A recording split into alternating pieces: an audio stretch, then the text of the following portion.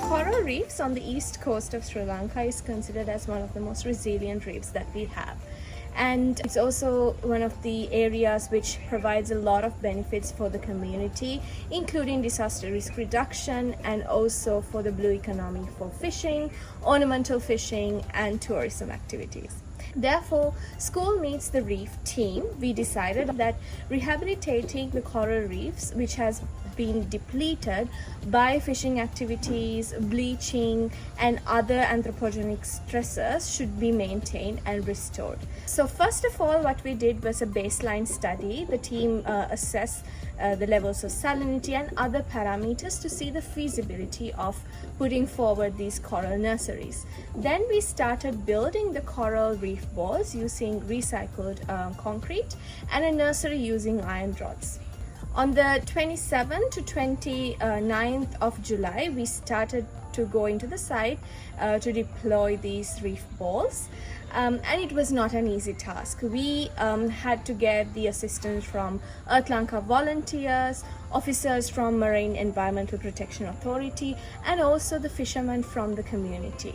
Therefore, we went ahead and then we deployed the reef balls 500 meters away from the shoreline at a depth of 5 meters. Afterwards, we gathered the coral fragments from the area itself, which was Acropora corals, and we started attaching them using underwater cement and also cable ties. මේක special underwater cement එකක් මේක අපි use කරන්නේ coral ටික attach කරගන්න reef ball එකට. මේක සාමාන්‍යයෙන් අපි reef ball එක අලවලා විනාඩි 20ක් විතර ගියපුවාම fully tied වෙනවා. We were also very fortunate to do a monitoring session 1 month after the outplanting, and it was amazing to see that the corals have grown by about 1 to 2 millimeters with purple color tips. So I will take you through some of the key achievements of our project.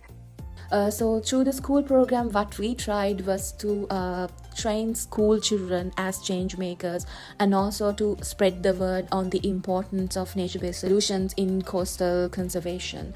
The important thing about our project is that it's not just owned by one group, it's more of a shared responsibility. And also we pass down the responsibility especially to the youth in the area. So in that way it will make it more sustainable.